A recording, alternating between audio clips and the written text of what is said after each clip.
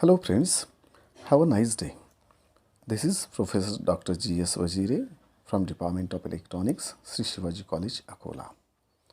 Friends, today's topic for discussion is Zener and avalanche breakdown. In last lecture, already we have discussed about the characteristics of PN junction in reverse bias, and this topic is totally related with that last topic. When PN junction is connected in reverse bias mode and if reverse voltage is increased continuously, a point will be reached where the barrier or the depletion layer will break down. After breakdown, the reverse current or leakage current increases sharply. This critical value of reverse voltage is called as breakdown voltage and indicated as VBR. Once the breakdown occurs, a small increase in applied voltage increases the current on the large extent and the junction offers very small resistance to the flow of current through it. The breakdown voltage depends upon the width of depletion layer and the doping level. Accordingly, there are two types of breakdown mechanisms. First is Zener breakdown and second is avalanche breakdown. Try to concentrate on this graph. In this graph, on negative side of x-axis, it is minus volt, and on negative side of y-axis, there is negative current. So when negative voltage increases from 0 volt, then reverse current increases very slowly, and at particular range it increases very sharply. When it starts increasing very sharply, that particular voltage is called as breakdown voltage and indicated as VBR. Now come to this title, Zener breakdown. Here Zener is name of scientist. Mr. Clarence Zener was a scientist who invented this Zener breakdown and Zener diode. Zener breakdown occurs in the junctions which are heavily doped and narrow depletion layer.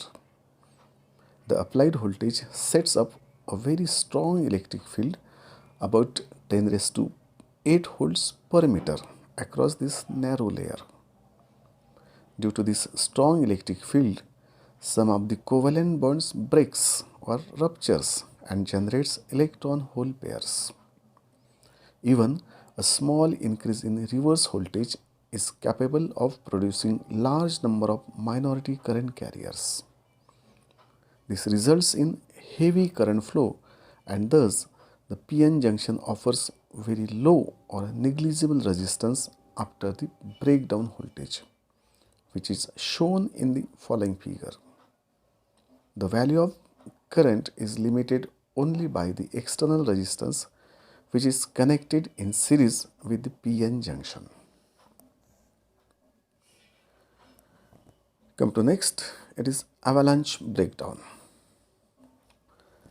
Avalanche breakdown occurs in the junctions which are lightly doped and have wide depletion layer, where the electric field is not strong enough to produce Zener breakdown.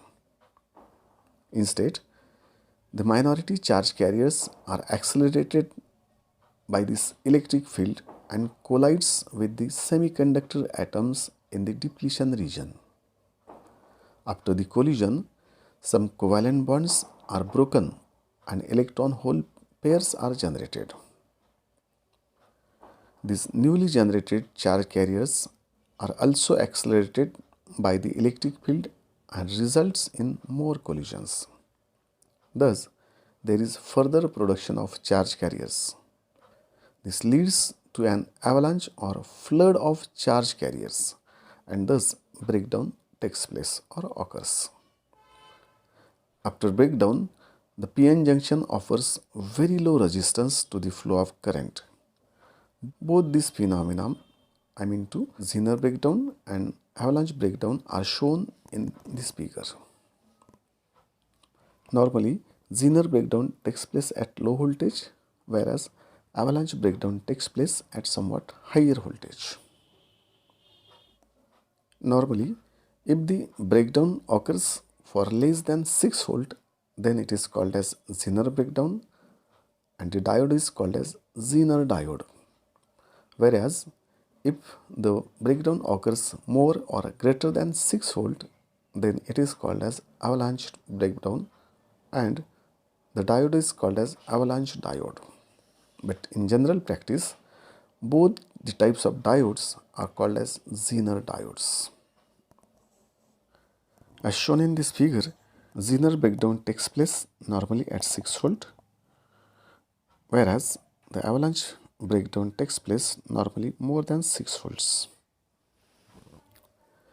Zener diodes are available in various breakdown voltages as well as various current ratings as per the requirements of the user. And basically, Zener diodes are used in various types of voltage regulators to provide particular constant voltage.